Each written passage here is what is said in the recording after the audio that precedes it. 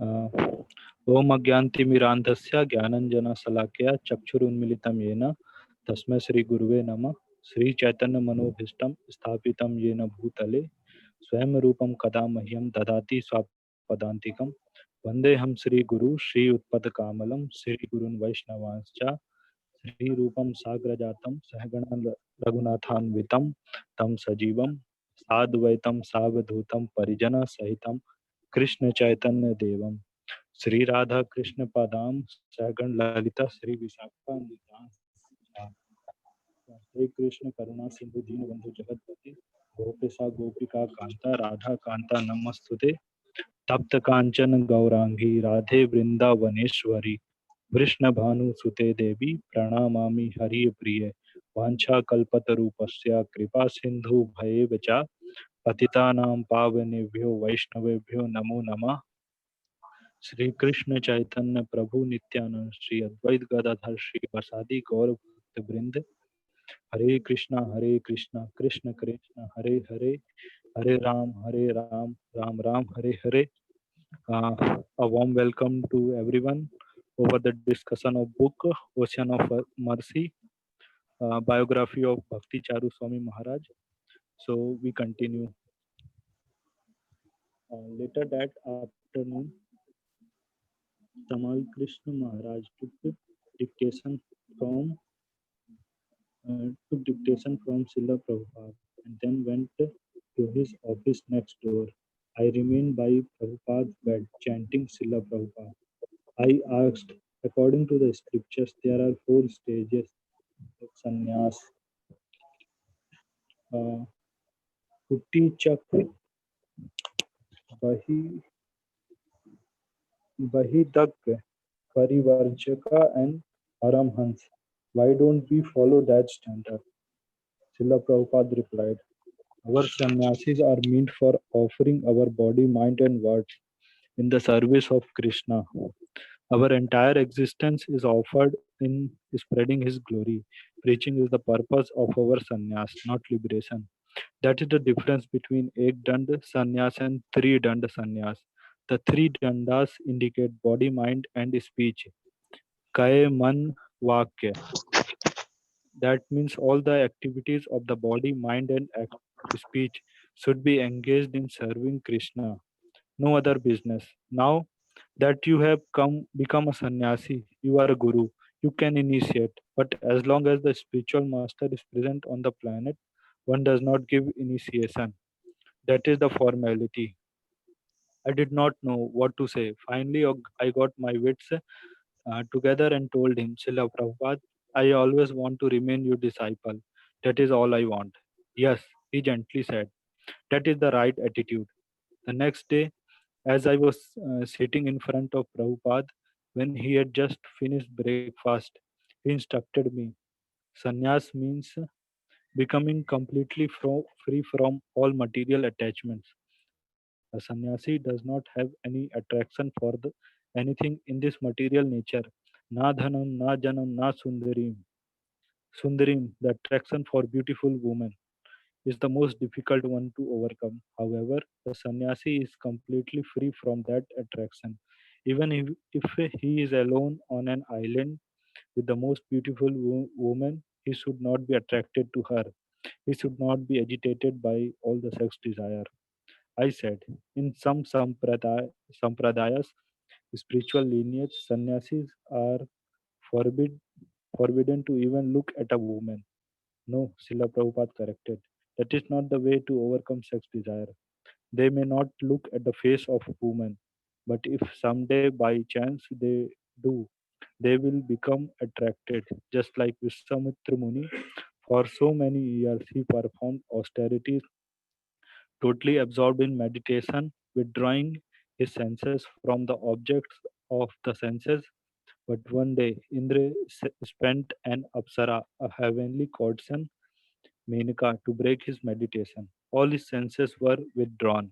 But when Menaka started to dance in front of him, the sound of her angelic bells entered through his ear holes. His meditation broke, and he opened his eyes and became enchanted by her beauty. Therefore, uh, Just trying not to look at a woman will not work.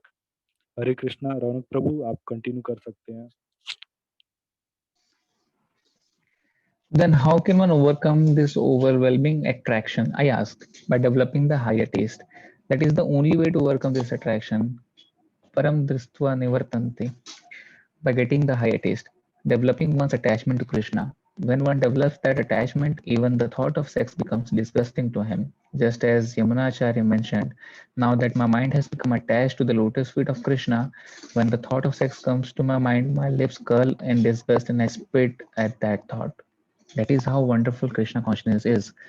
When one develops his love for Krishna, he realizes that all the beauty of woman is meant for Krishna's enjoyment. Srila Bhaktisiddhanta Saraswati Thakur said in that respect, कामिनीर कामनहितव धाम ताहार मलिका केवल yadava. The lust for a woman is meant for a living entity. The proprietor of all women is Yadava, Shri Krishna.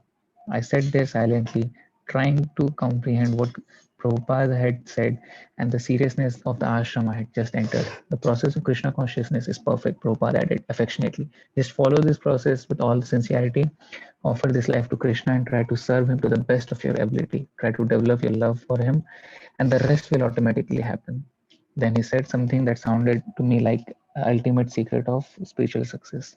Maya is extremely strong because Krishna is it is Krishna's potency. Devi is Gunamai Mama Maya Durante. हाँ सुना है मैंने. Devi is Gunamai Mama Maya Durantaya. It is impossible to overcome. But if you remain in the association of devotees, then Maya will not be able to touch you because Maya is Krishna's external energy, whereas the association of devotees is Krishna's internal energy. Therefore, always remain in the association of devotees and never ever go away from that shelter. One concern crept in my mind, Srila Prabhupada. I asked, if I'm alone on an island, then what will happen to me? Just remember the instructions of the devotees, he said. That is also association. My heart overwhelming with joy, I offered Prabhupada my obeisances, silently requesting, please bless me, Srila Prabhupada, that I never go away from the shelter of your lotus feet. After giving me sannyas, Srila Prabhupada became quite strict about his kitchen and who could enter.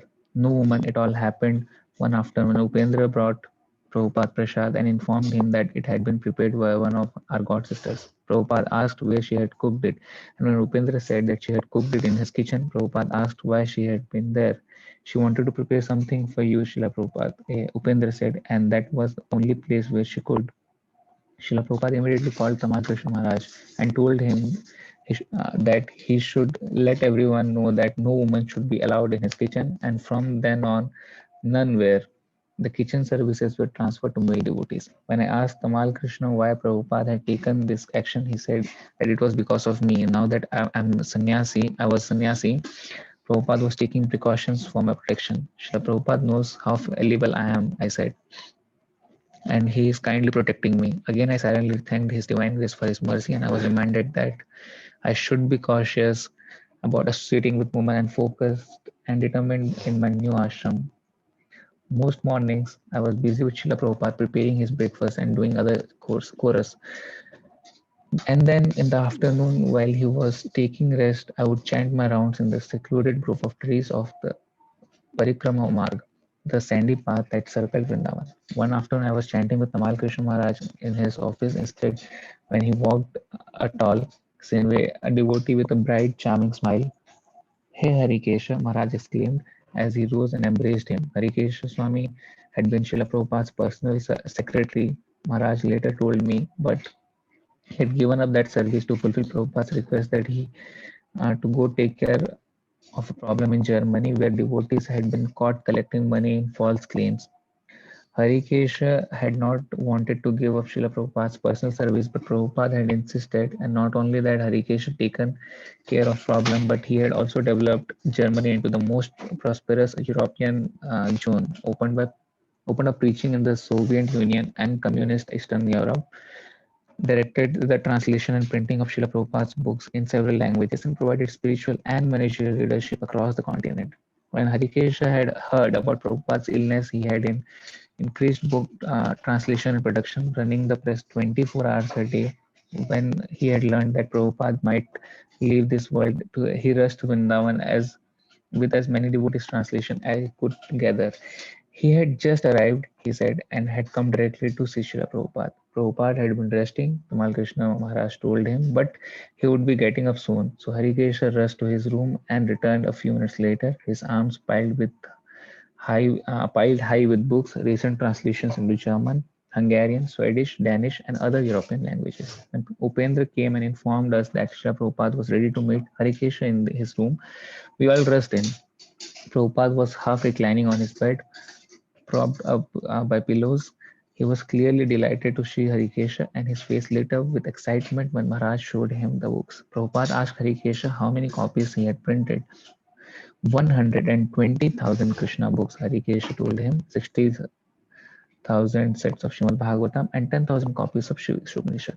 When Prabhupada asked whether Harikesha would be able to distribute them, Harikesha assured him that he could, and that when he would print more, and he would also have other books translated, printed, and distributed. Srila Prabhupada looked at Harikesh affectionately, placed his hand on his head, and said, "Now you understand why I sent you away. I knew you were meant to achieve something wonderful." Harikesh rested his head in Prabhupada's hand and began to cry. Srila Prabhupada just kissed him, tears flowing from his eyes. Hare Krishna, Himanshu, आप continue कर सकते Hare Krishna Guruji. Another afternoon, when I was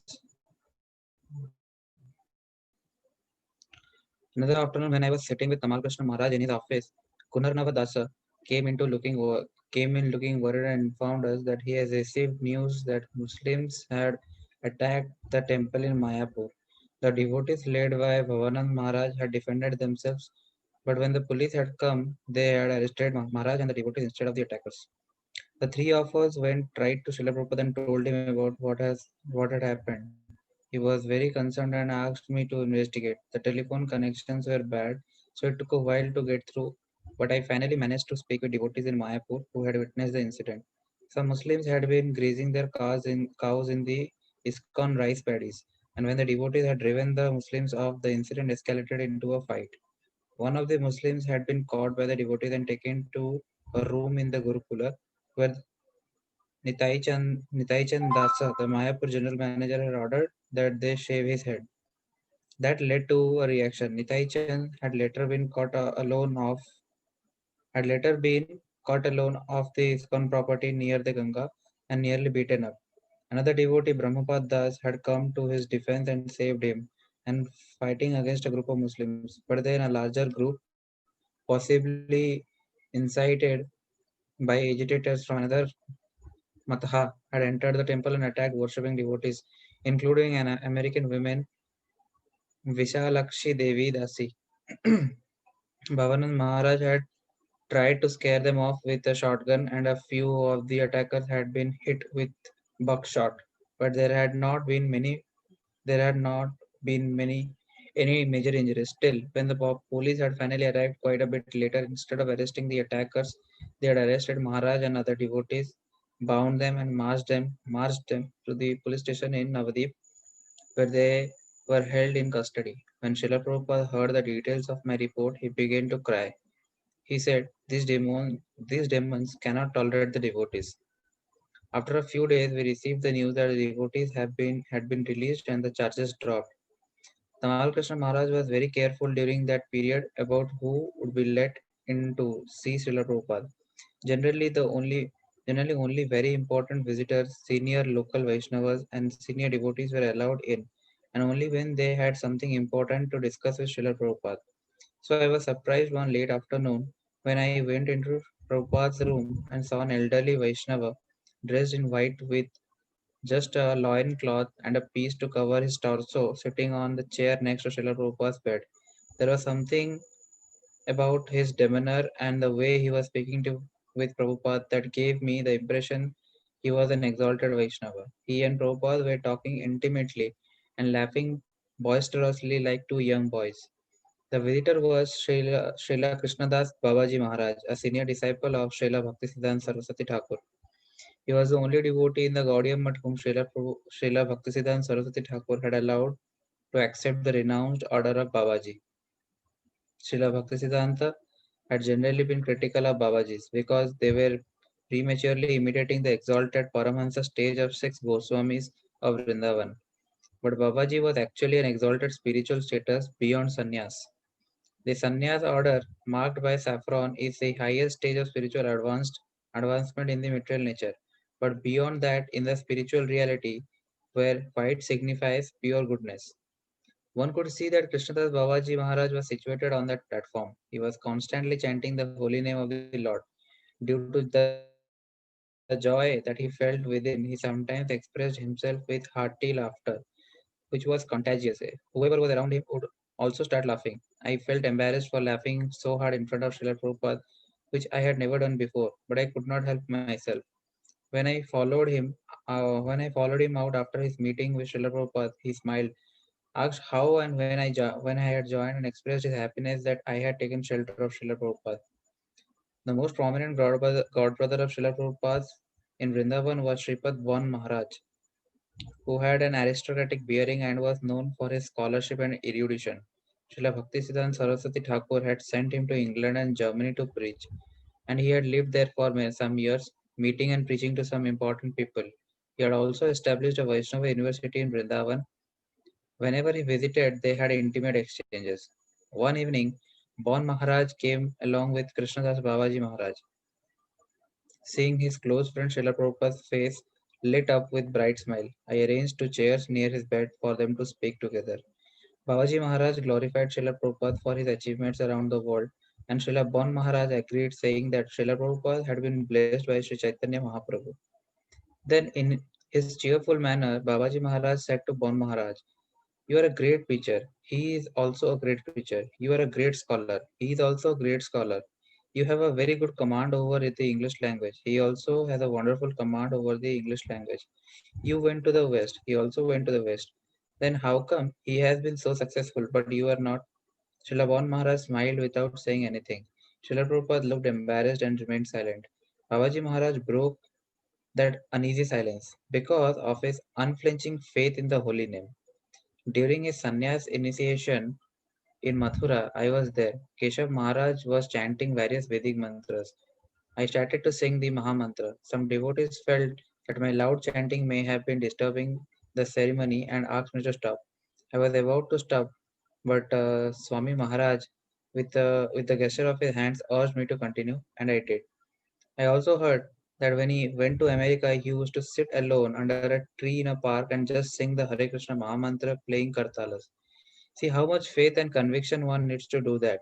And now we can see the extent of his success. People say that I have a taste for chanting the holy name. However, I just chant myself.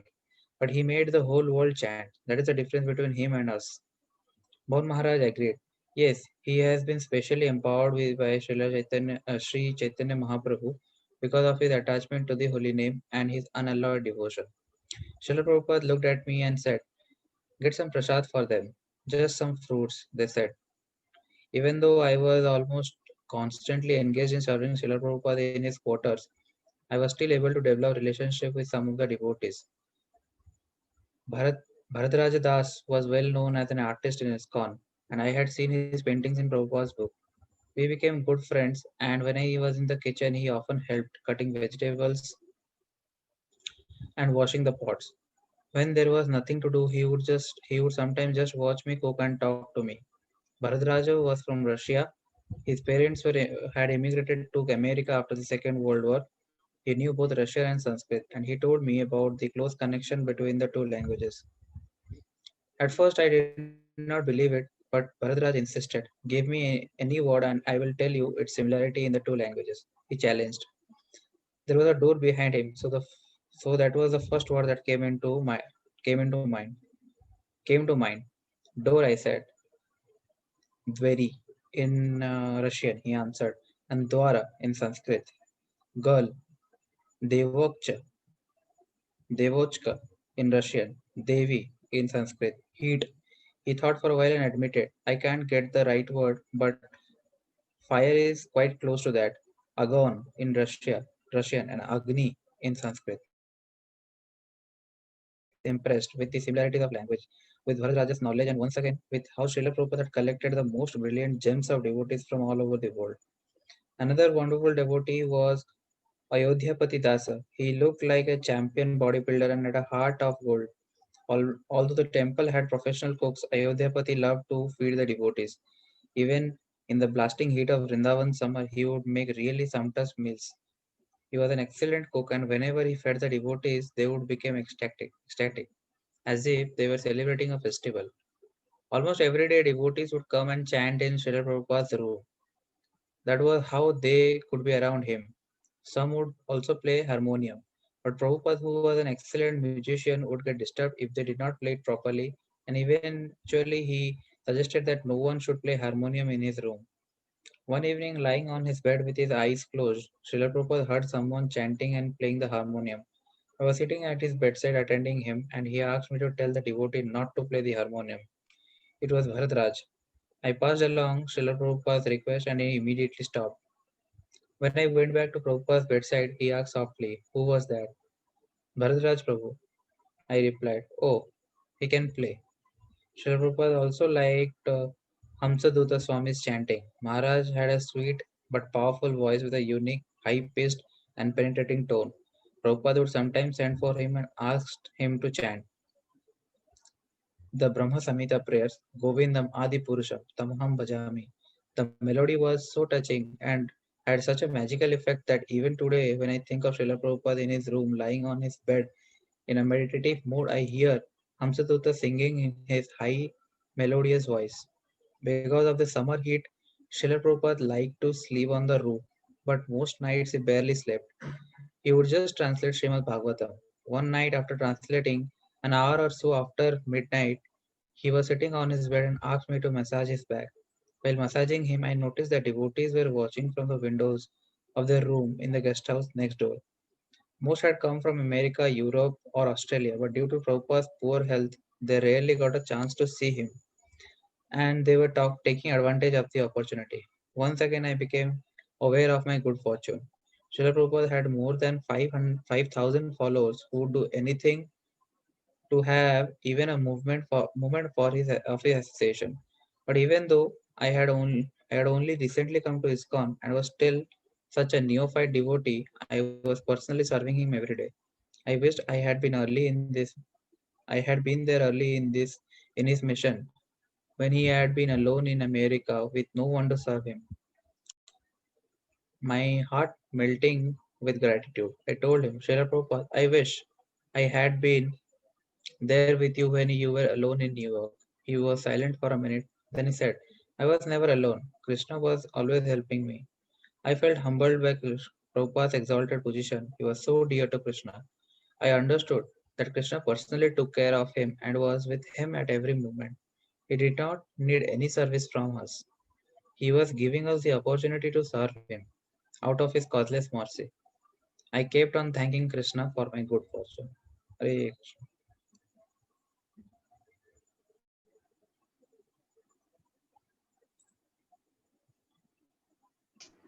Hare Krishna. Roshan Prabhu, तो रोशन प्रभु Roshan, हमारे हमारे साथ अभी भी जुड़े हैं। प्रभु शायद exam दे करके आ रहे हैं।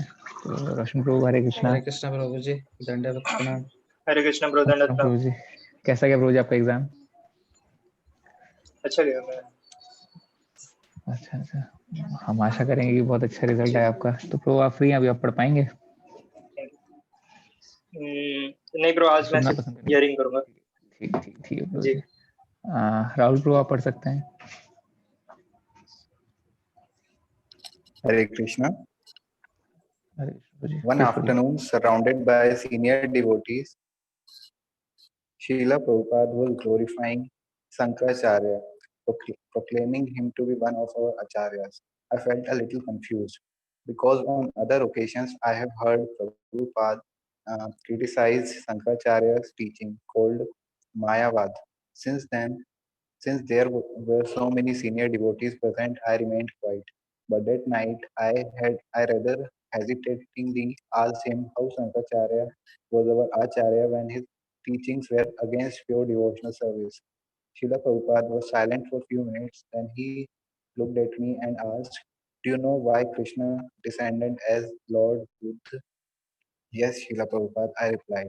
In this age of Kali, in the name of Vedic sacrifice, people were killing countless animals. Seeing that the tender heart of Krishna became afflicted, and to stop animal sacrifice, he descended as Lord Buddha. Srila Prabhupada nodded his approval and softly recited the verse from Jayadev Goswami's Gita Govinda.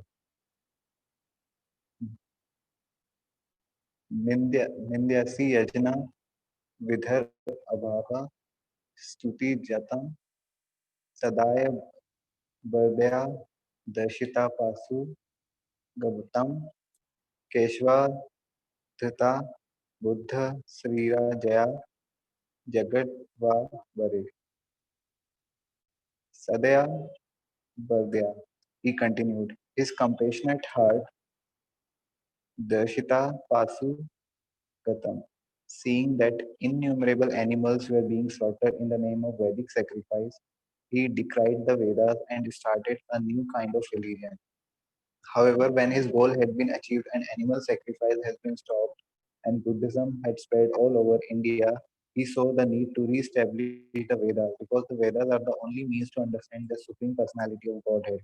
Therefore, he instructed Lord Shiva to come and re-establish the Vedas.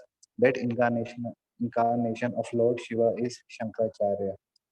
Mayavadam asak chastram pachanam bodham uchyate uchyate mayeva vihitam devi kalau brahmana murtina. Lord Shiva has informed Goddess Durga, that in the age of Kali, appearing as a Brahmana, he would explain the Vedas through false scriptures, propagating a philosophy that is actually covered Buddhism. Shankaracharya came in order to re-establish the Veda over the doctrine of Lord Buddha. Using Buddhist teachings, he defeated them.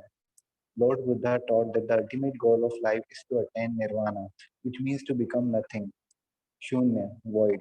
But Shankaracharya pointed out that nirvana is actually a Vedic concept and does not mean to become nothing but to become one with Brahman, the spirituality, the spiritual reality. He described Brahman as devoid of any form, quality, potency, or variety. Nirakara, Nirguna, Nirviksha, or Nivri Sesa. He needed to do that in order to convince the Buddhists who did not accept any concept of God. In this way, Shripad Shankaracharya established that the ultimate goal of life is to merge into Brahman. In Sri Chaitanya Charitamrita, it is stated that Lord Buddha's doctrine of voidism is actually covered atheism. Veda and Manye Buddha Bhayata Nastika. Since the Buddhists do not accept the Vedas, they are atheists, Nastika. And Shankaracharya's teaching, Kevala Advaita Vada, had been described as covered Buddhism. Prachannam Bodham Uchyate, as Lord Shiva told Parvati.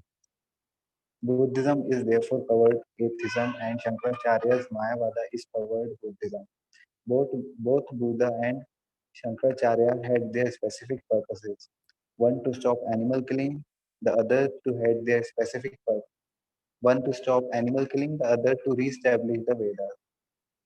Shankaracharya could not present the pure teachings of the Vedas, that the absolute truth is the supreme personality of Godhead, and that the ultimate goal of life is surrounding to him, because the Buddhists who are atheists would not have accepted it. Therefore, he took their concept of voidism and established the concept of impersonalism. However, once the Vedas were re-established by Shankaracharya, the Vaishnav Acharyas Ramanujucharya, Madhvacharya, Vishnu Swami, and Nimbarkacharya re-established the actual Vedic concept of personalism through their teachings. However, that created a conflict between Shankaracharya's doctrine and the Vaishnav doctrines, between impersonalism and personalism. To harmonize that conflict, Sri Chaitanya Mahaprabhu appeared and established Achintya Bhedabhed Tattva, simultaneous oneness and difference. This development can be understood through this analogy. On the ground of the covered atheism of Buddhism, Shankaracharya dug the foundation, and on that foundation, the four Vaishnava Acharyas built the temples, and in that temple, Sri Chaitanya Mahaprabhu established the deities of Sri Radha Krishna. In reality, the entire building stands on that foundation. However, while the building goes upwards, the foundations go downwards, apparently in the opposite direction. Similarly, Shankaracharya's doctrine apparently seems to oppose the actual teachings of the Vedas. But when we see the total development, we see that it is actually an integral part of the entire body. As a matter of fact, it is due to Shankaracharya's effort that the Vedas were re-established and eventually Vaishnavism was revived and reinstated. I begin to reflect so many misconceptions I had developed about Shankaracharya. They had all been clearly away by Srila Prabhupada's words, and my heart was filled with immense gratitude for him. Shankaracharya is Lord Shiva himself, Prabhupada said, one of the greatest devotees of Krishna. From his childhood pastimes, Shankaracharya showed his deep attachment to Krishna, and just before his appearance, he instructed, Bhaj Govindam, Bhaj Govindam, Madhumate, Samprapte, Sanibhite Kale, Na Nabi Nahi Rakshati Dushkan Parane. You fools, just worship Govinda, worship Govinda, worship Govinda. At the time of death, your grammatical debate and the word jaggerly will not save you. In Sri Chaitanya Charitamrita, Sri Chaitanya Mahaprabhu Prabhu also mentioned,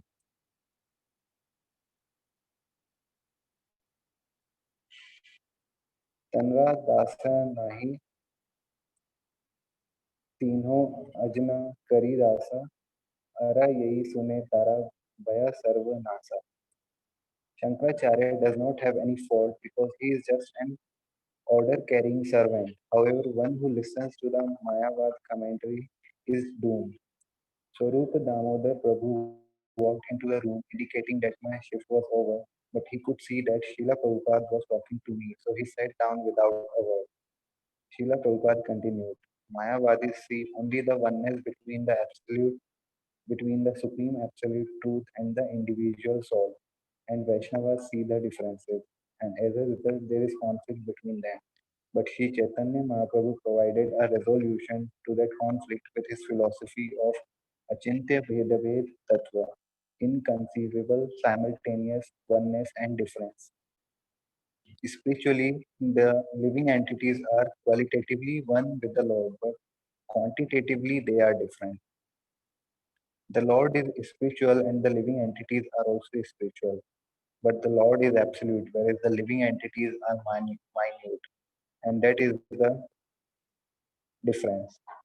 Then he looked at me affectionately and suggested, Now you can go and take rest.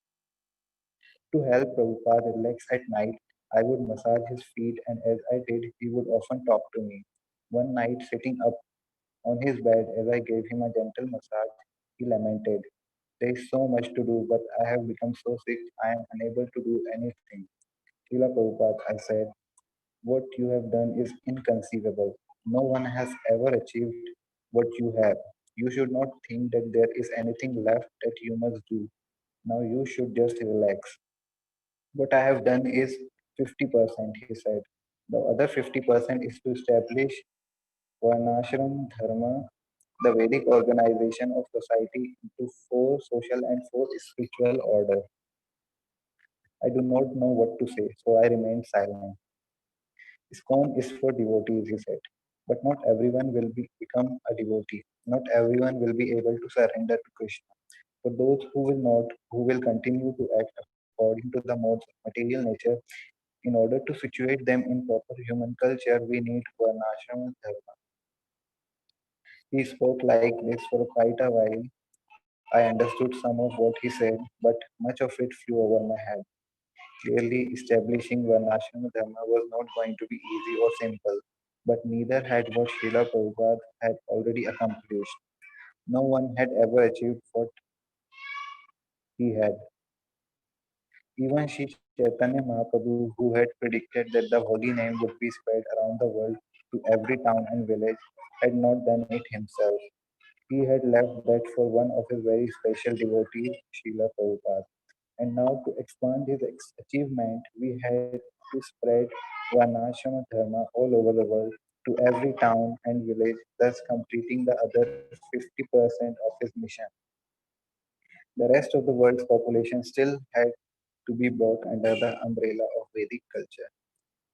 For that to happen, government would also have to become Krishna conscious. First, materialistic democracy would have to go. It was, as Prabhupada has said, an arrangement for Shudras to rule.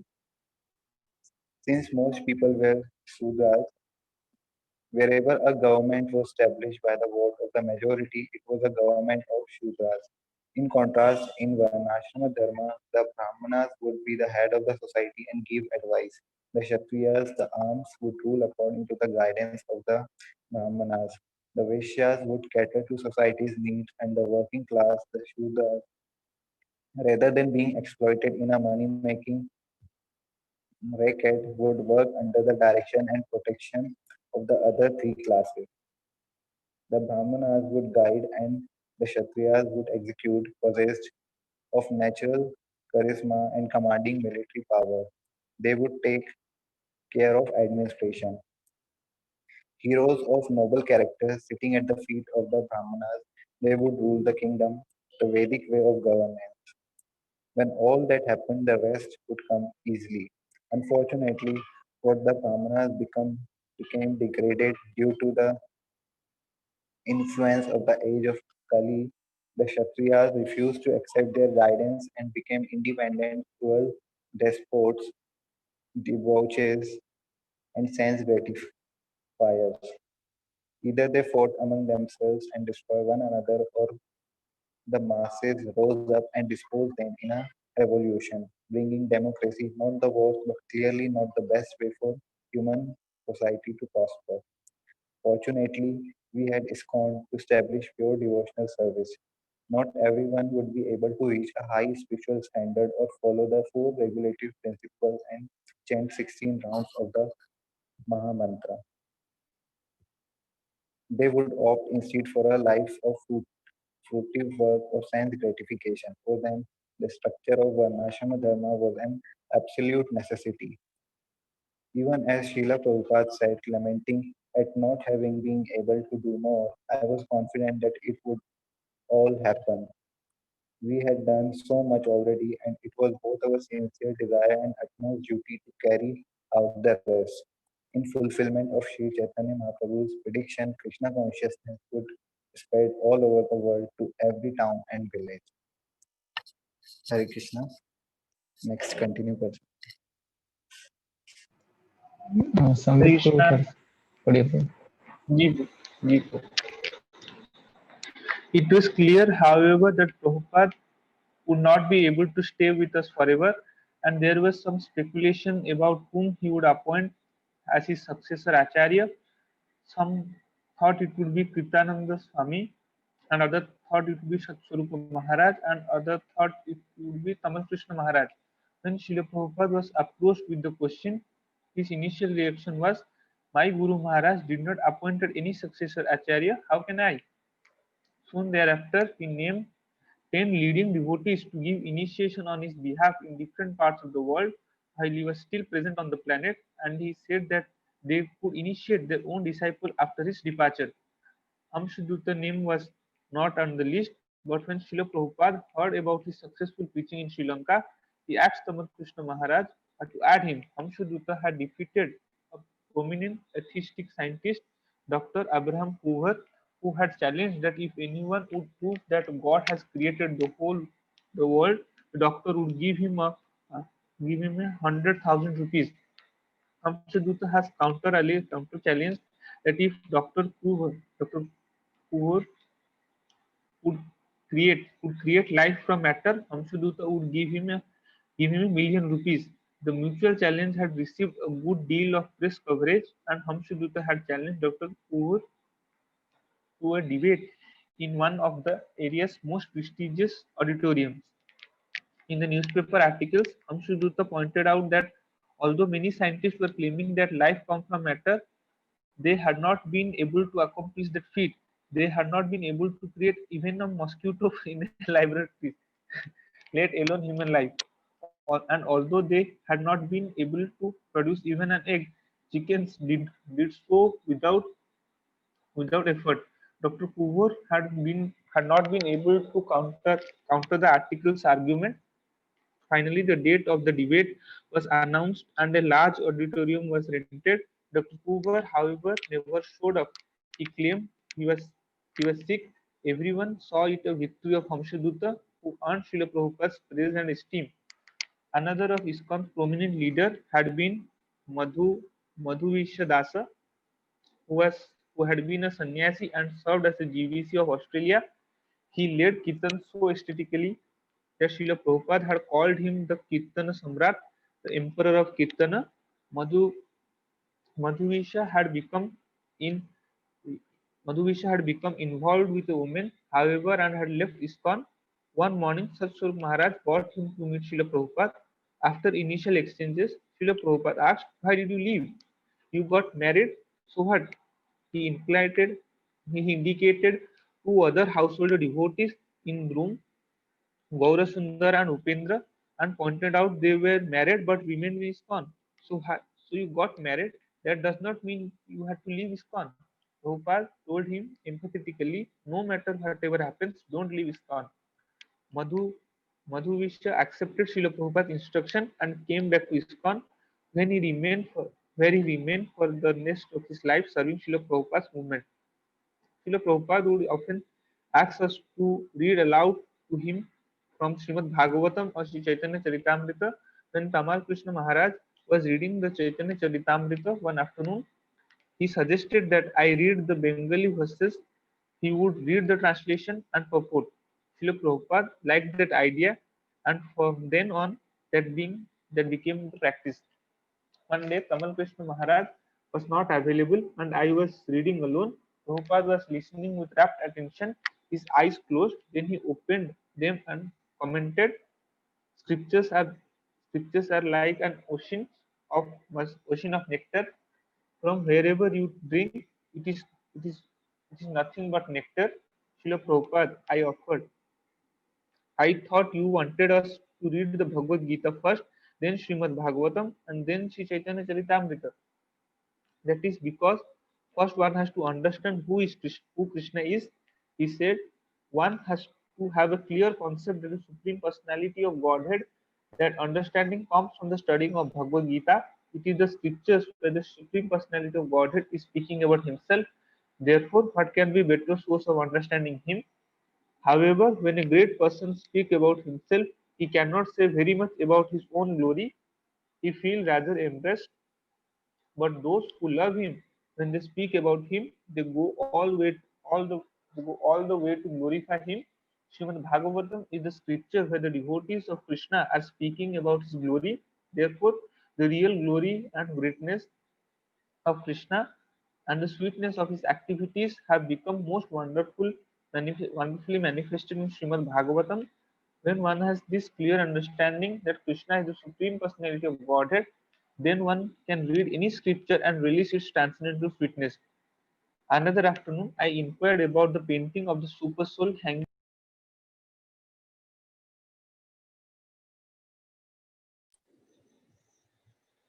Another afternoon, I inquired about the painting of the Super Soul hanging on the wall, painted by a devotee of Srimad Bhagavatam.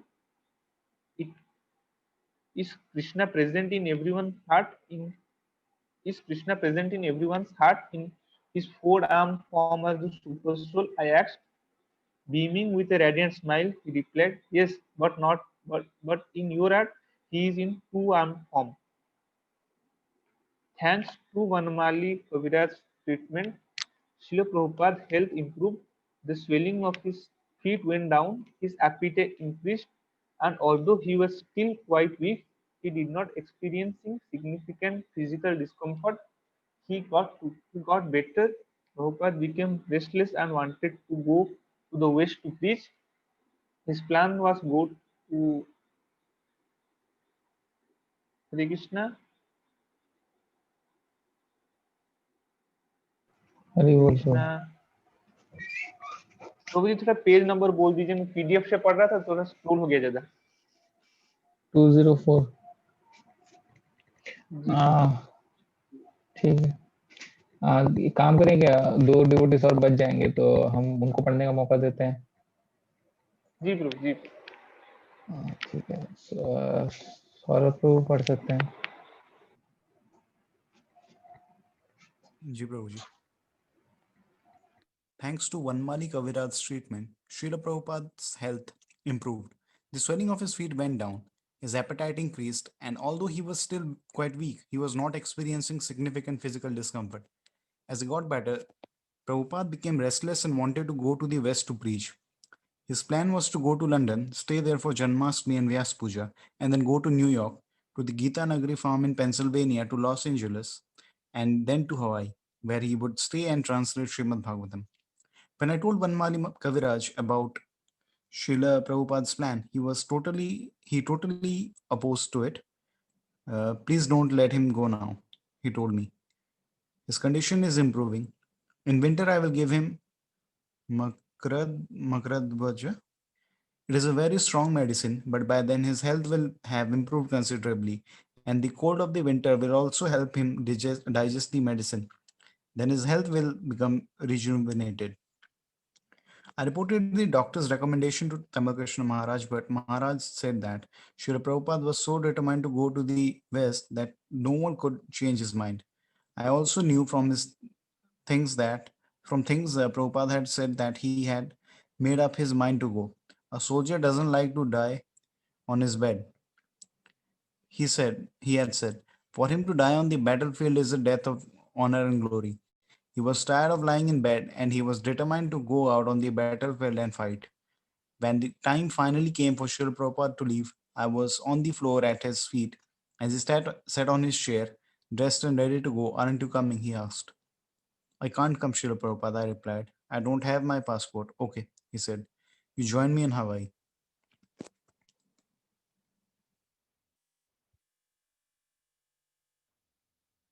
So should I continue or?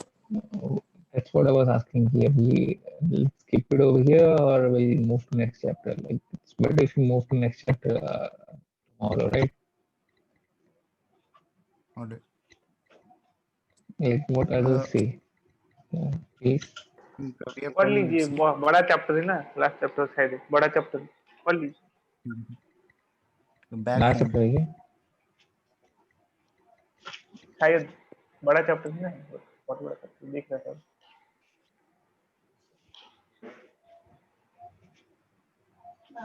Continue कर लीजिए, 10 minute है और। तो सही है। पढ़ते हैं प्रभु जी, 10 minutes है, why should we waste 10 minutes? Oh, sure. More 30 pages around. जी प्रभु। पढ़ ले।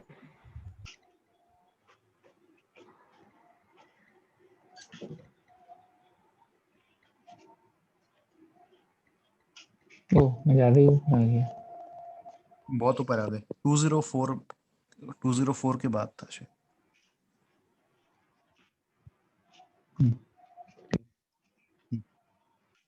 The road from Vrindavan to Delhi, back home, chapter 9.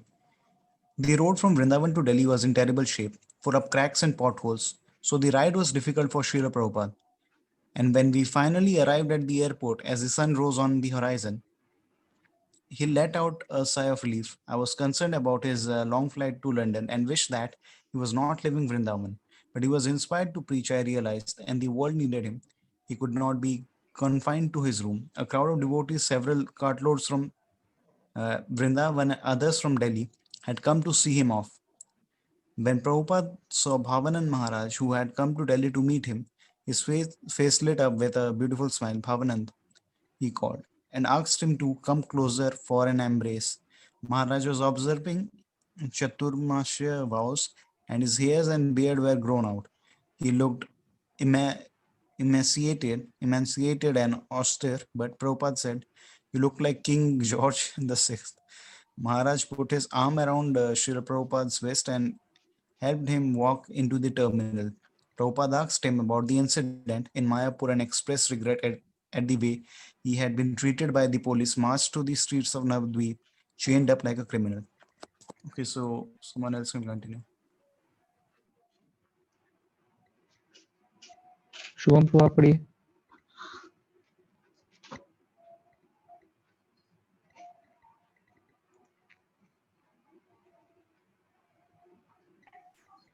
Hare Krishna. Yes, Prabhu.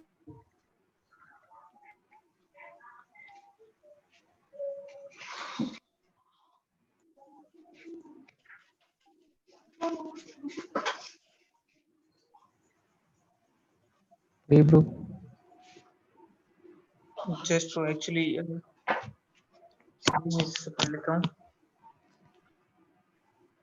for your sake, Srila Prabhupada, whatever I go through gives me immense pleasure, Maharaj told me. Even that humiliation was a source of great joy to me. All the way I was feeling that I was your man. I was prepared to face anything for your sake. A special sofa was waiting for Srila Prabhupada in the terminal, and the devotees arranged themselves on the floor around him. It was still early morning, but the airport was quite crowded and many people stood around us watching. When Tamal Krishna Maharaj and Upendra returned after checking in, checking in, Prabhupada asked if they were sitting together. Maharaj, Maharaj assured him that all three were traveling first class. He was sitting next to Prabhupada and Upendra was just behind them. When the flight was announced and Srila Prabhupada was ready, I placed my head on his feet and did not move. Prabhupada caressed my head and shoulders. I was dreading the separation. When it was finally time for him to go, we all watched him stride through the gate and disappear around the corner. Bhavanand turned to me and asked, "What are you going to do now?" "I don't have any plans," I said. Srila Prabhupada wanted me to join him in Hawaii.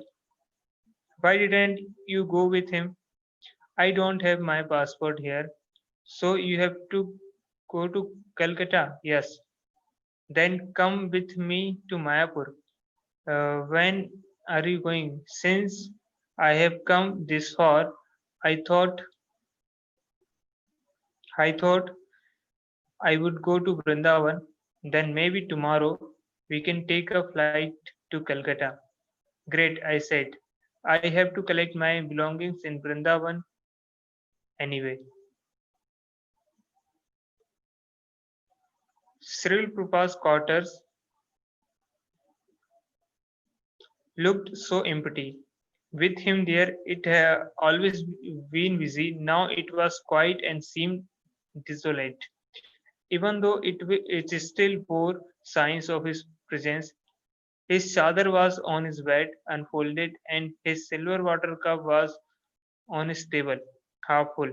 The room still held the scents of sandalwood, eucalyptus, and frankincense. In the next room, his laundry was lying on the table and his towel was still wet. I tidied, I tidied everything and cleaned the floor, my heart heavy with all the memories of the previous months. I went to the kitchen and cooked something for Bhavanand Maharaj, the preparation that Srila Prabhupada had taught me, with spinach, bitter melon, pumpkin, eggplant, and radish, which he had been having almost every day. For his Chaturmasya Vrat, Maharaj was eating only boiled rice and dal without any salt, spice, or ghee, and only once a day. But he accepted what I had cooked, breaking his vow. While he was eating, I told him about the time that I had first cooked the dish and about Prabhupada's response to everyone observing Chaturmasya Vrat. He laughed and said, "Srila is so amazing." The next morning, we drove to Delhi, flew to Calcutta, and drove straight to Mayapur. It was my first visit as a sannyasi, and the devotees were happy to see me and even treated me a bit like a celebrity. When I had been serving Sri Prabhupada in Vrindavan, I had not really comprehended the change in my situation from brahmachari to sannyasi. But in Mayapur it was obvious. When I had left, I had been one of them, a brahmachari amidst other brahmacharis. But now I had been elevated to an exalted position. Tirthpath was especially happy to see me. After embracing, we sat down in the park and talked about my days with Srila Prabhupada. Some of my old friends, Pandu, Nadia, Hiranyagarbha, Venkata, and Parishevana, joined us, and over the next few hours, we all sat together as I recounted my experiences in Bombay, Rishikesh, and Vrindavan. Anirdesh Bapu wanted to become my personal servant. I was embarrassed. This was not treatment I expected or wanted, especially since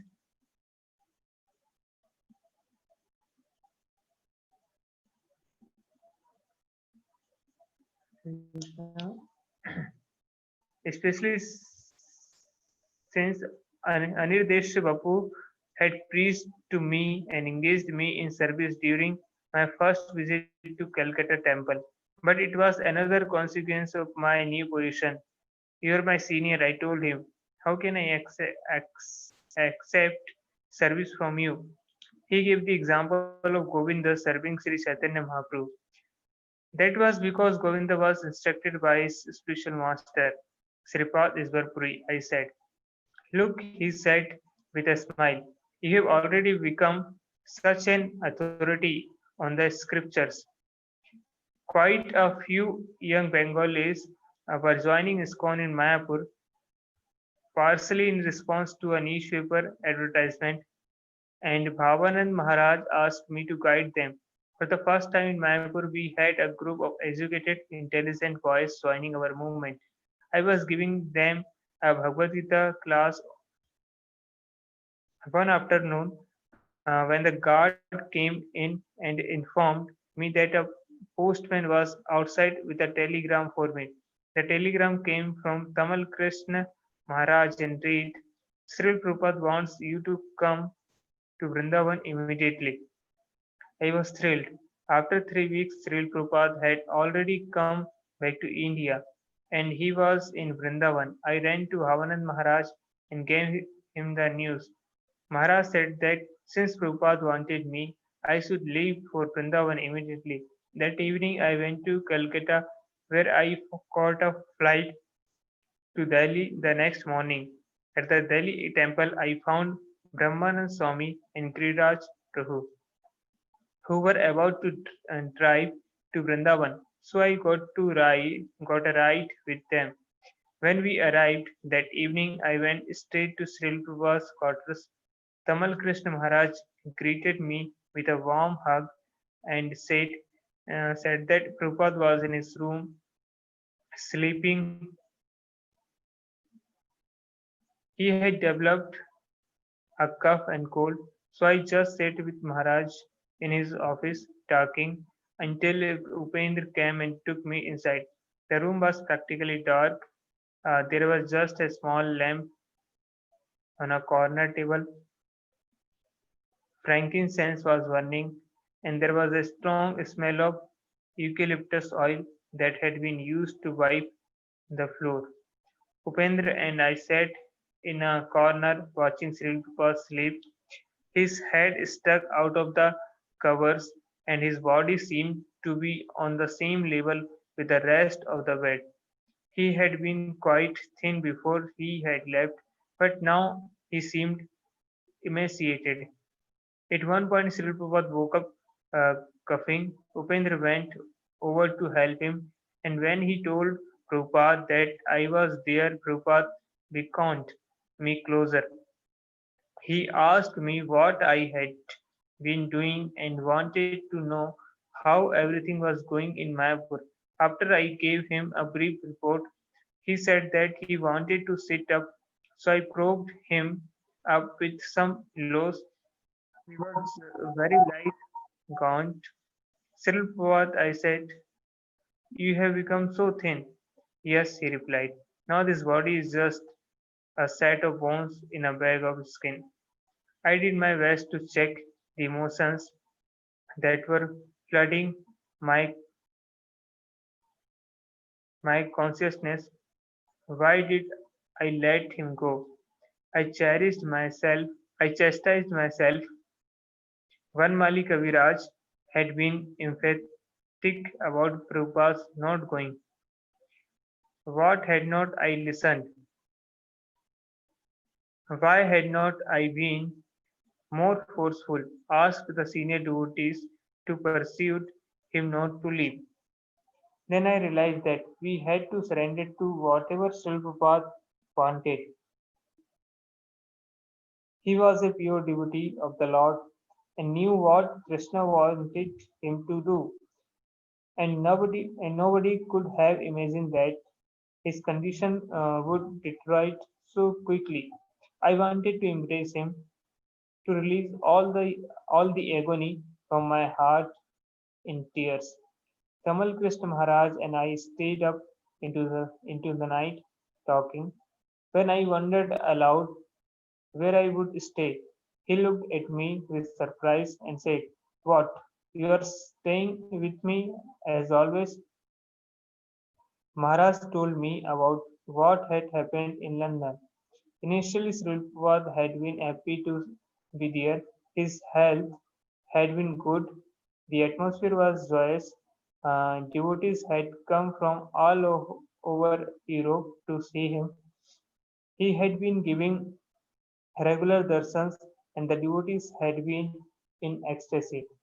He had been so happy to be with them that he had said he just wanted to stay in the West and preach.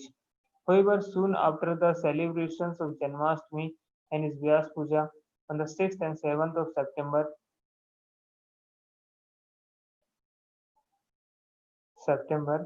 uh, his health had suddenly taken a turn for the worse. He had developed a urinary tract infection and had a minor operation.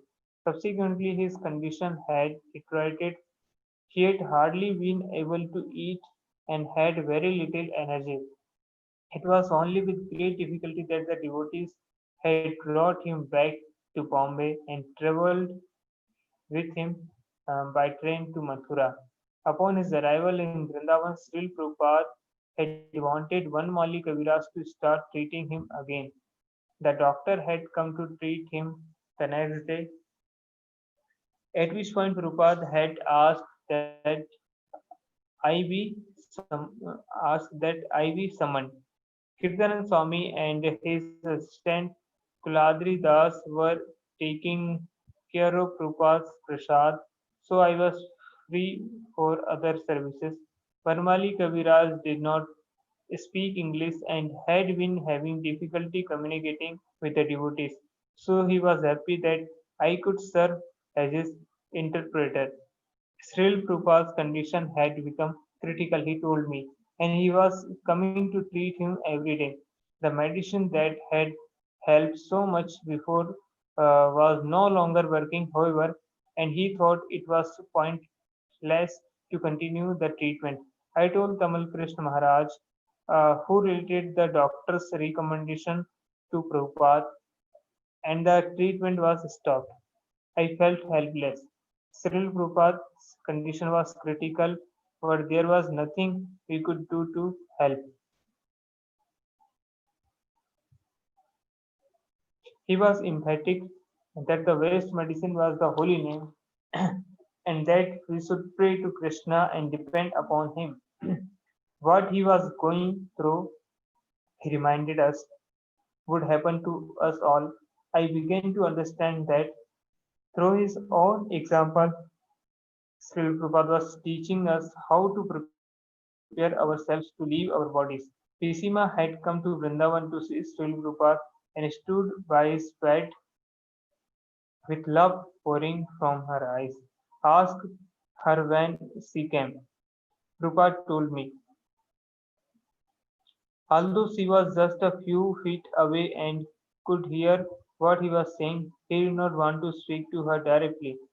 Tell him that I came this morning with my son Chandra, she replied. Ask her where she is staying.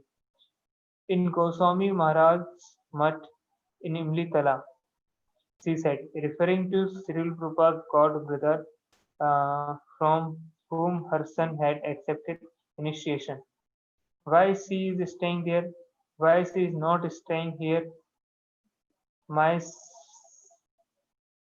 My son took me there. Rupa suggested that they move to our guest house and she agreed.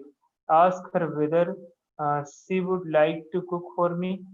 Ask him what he would like to eat. She replied. Tell her that she can cook whatever she would like to cook. But Pisima wanted to know what Sulpod wanted. Finally, he told me that she could cook khichdi. She walked uh, straight to the kitchen with me following behind. When Kirtanand heard that Pisima was cooking for Srila Prabhupada, he became concerned and tried to persuade him not to eat her cooking. It would be too heavy and spicy, he said, not suitable for his condition. But Prabhupada explained that he was accepting Pisima's cooking just to please her. She wanted to for him. She always loved to cook for him, and he wanted to give her the opportunity. Kirtanand was adamant and argued his point repeatedly. But Sri said, I am already a dead man.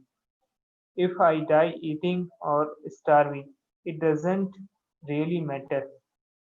When I informed Sri Prabhupada that the prasad was ready, Kirtanand told him, Prabhupada, we are not going to eat that.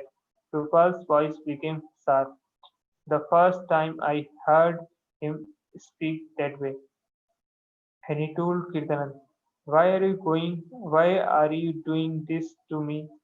Do you think I do not know what I should do and should not do? Don't ever think that you know better than your spiritual master. Kirtanand Swami devastated. Kirtanand was devastated. He just walked out of the room and that evening he left Vrindavan. I brought the plate beautifully decorated with various preparations.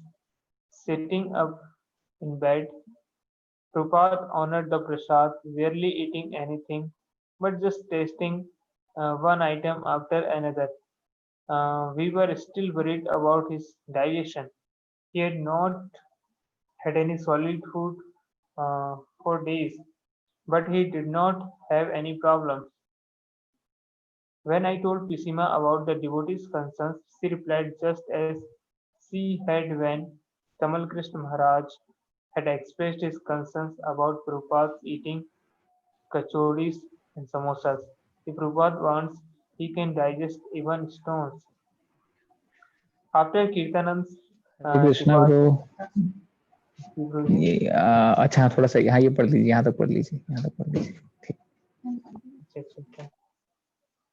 After Kirtanand's departure, I resumed my cooking duties, but by this point, Sri Prabhupada was hardly eating and his health continued to decline. Nevertheless, I cooked for him every day, hoping that his appetite would eventually return. One day he said, we have so many things to do. Why are you wasting your time cooking when you can see that I don't have any appetite and I'm not able to eat anything. Sripad, I replied, I cook hoping that you will get well and develop some appetite and eat something. He said, I will get well only when I die. Hearing that, I could no longer control myself. I broke down in tears. Sripad soothed me like a father. Is this what what you learned from me? He asked. Didn't I teach you that the spirit soul never dies? The spirit soul simply changes the body. It transmigrates from one body to another.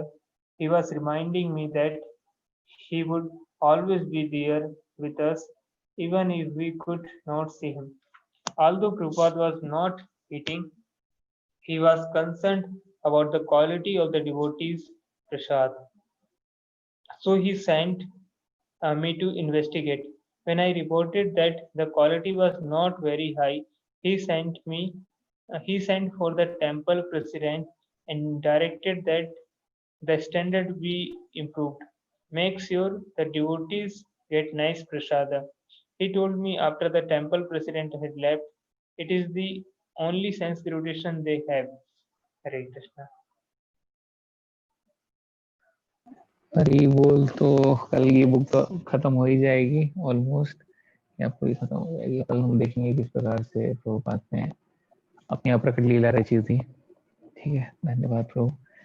परम पूज्य भक्तजन स्वामी महाराज की जय, जगत गुरु श्रील प्रभुपाद की जय, निताई गौर प्रेमानंदे। हरि हरि बोल। Hare Krishna.